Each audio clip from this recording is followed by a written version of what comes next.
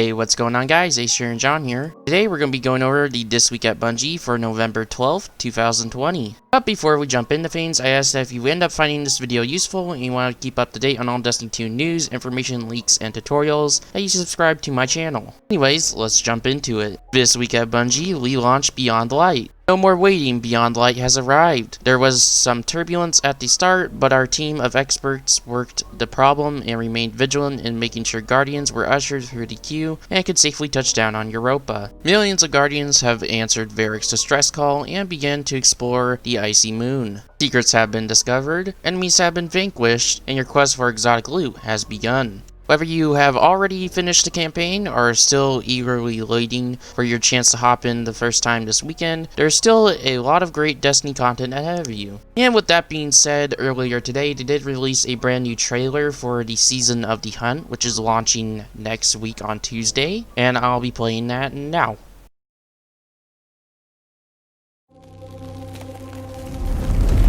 What if we are not the only ones to whom the darkness speaks?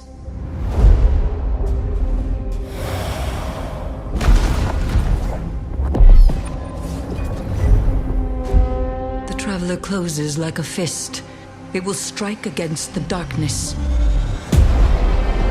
Osiris has been trying to assess the damage caused by the return of the darkness. He believes that Xivu Arath, the Hive God of War, seeks to take advantage of the power vacuum left in its wake. Close our ranks, Guardian. I need you on the front lines.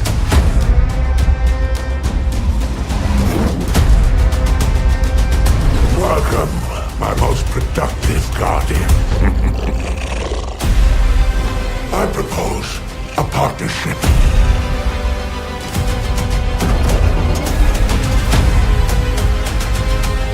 Break Xivu Arath's hold over my shore, and you can claim any prize in my lair as your reward. You'll have earned it.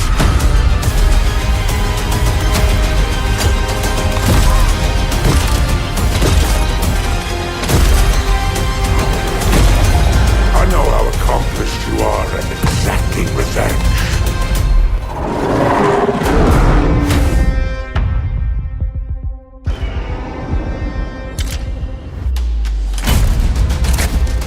Did you hear that?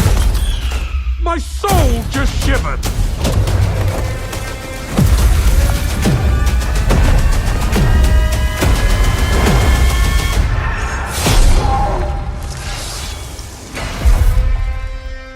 They call me the Crow.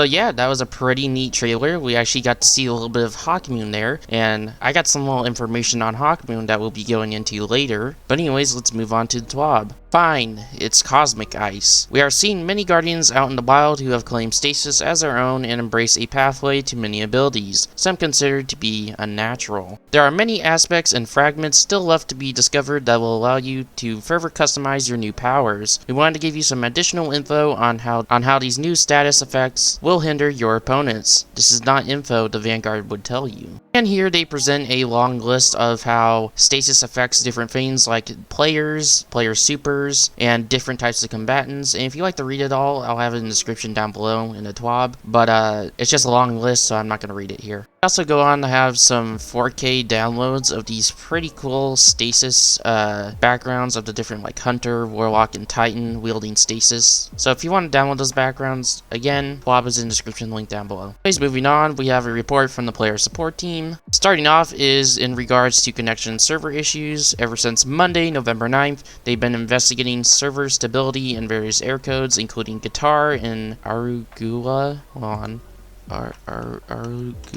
Arugula. Guitar and Arugula errors, and they'll provide more information once it becomes available.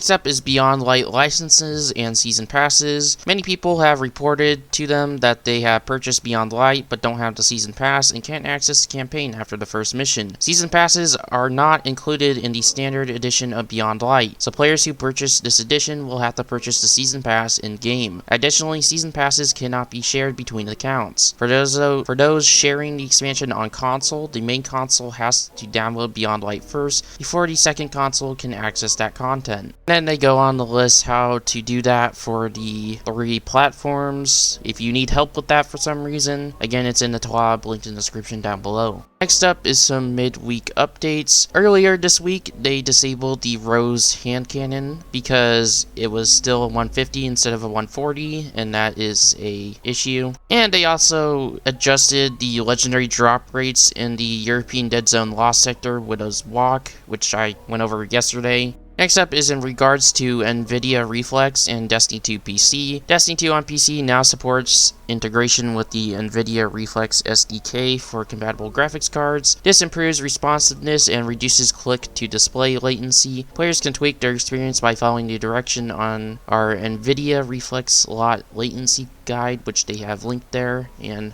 finally, we have a list of known issues, which are the following. The Fabled Warrior Triumph doesn't count weapons that were purchased from the Monuments to Lost Light's exotic archive. The Europa Patrol to the nth power can't be progressed by warlocks using stasis. Sometimes vendors and enemies have model deformations. Players who dismantle stasis fragment quests must wait a week before picking up a new one. The 1-inch punch finisher won't kill enemies if players have stasis equipped. Kill-based weapon perks may work inconsistently on stasis frozen shatter kills. Xbox players are experiencing crashes while in the tower, especially when opening their vault. Cutscenes suffer from severe stutter and result in extremely poor viewing experience for some PC players. Many multiplayer emotes stop playing after they enter the animation. Warlock's Frost Pulse can fail to freeze a target if there's a difference in elevation. When the PlayStation Remote Play controller settings reset to default. On Xbox One, the chat volume slider does not affect incoming voice chat volume. And with the end of that brings us to the movies of the week, which again will be in the Twab, which is linked in the description down below. And something to note here, there is a brand new movie of the week emblem, which I'll have on screen probably now. And moving on, they have a brand new section called Artists of the Week. And with that, there's a brand new emblem associated with that, which I'll have on screen now. And if you want to see these cool art pieces,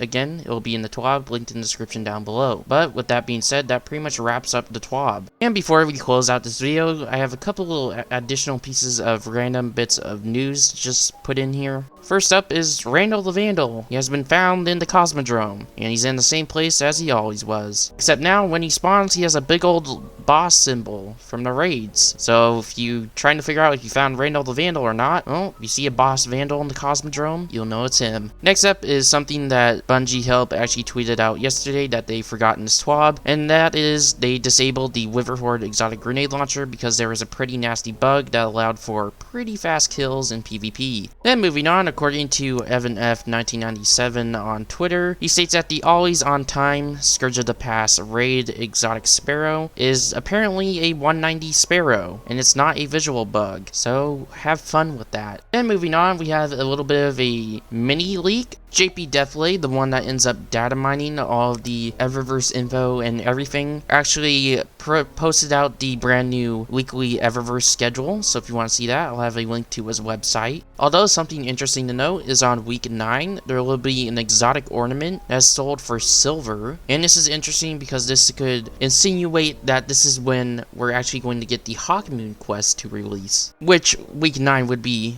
January 5th. And finally, moving on to the last bit of news, that's not really a leak or anything, but in game right now, if you go to the tower and you actually look to the left at the Destiny 1 tower, you can see that there's actually some brand new scaffolding on the tower, which could mean that the D1 tower is being rebuilt. So keep an eye on that as the weeks go on. But yeah, that pretty much wraps it up for all the news and the Twab information. This was Acer and John. If you liked the video, go ahead and give a like, and I'll see ya in the next one. Peace.